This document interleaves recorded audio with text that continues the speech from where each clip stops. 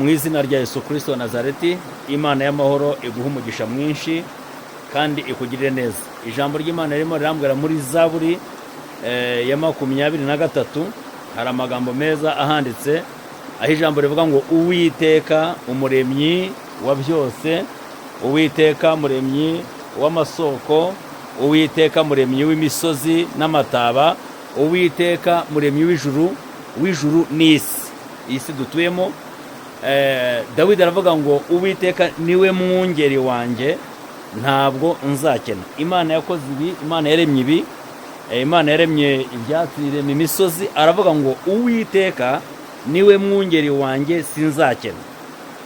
Aravuga ngo Uwiteka Imana nyir'ubushobozi, nyir'ububasha, niwe mwungeri wanjye, ntabwo nzakena. Anjyana iruhande rw'amazi adasuma.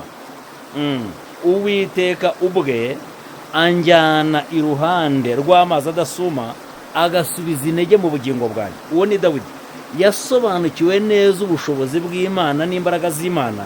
Aravuga ngo Uwiteka iyo anshyize ahantu, anjyana iruhande rw'amazi adasuma, anjyana iruhande rw'amazi atavuga, adahorera.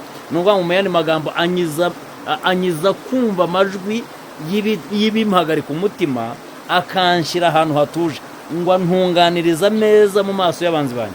Imana ishobora byose niguha umugisha kandi kugirire neza, ikwambikira imbaraga zayo imbere y'abatakwemera n'abakurwanya mu izina rya Yesu. Avuga ngo ansiga amavuta mu mutwe, igikombe cyanjye kiraseseka. Ngo ni ukuri kugirirwa neza n'imbabazi bizanyoma, nanjye nzaba mu nzu y'Uwiteka iteka ryose. Imana y'amahoro niguha umugisha kandi kugirire neza mu izina rya Yesu. Shalom.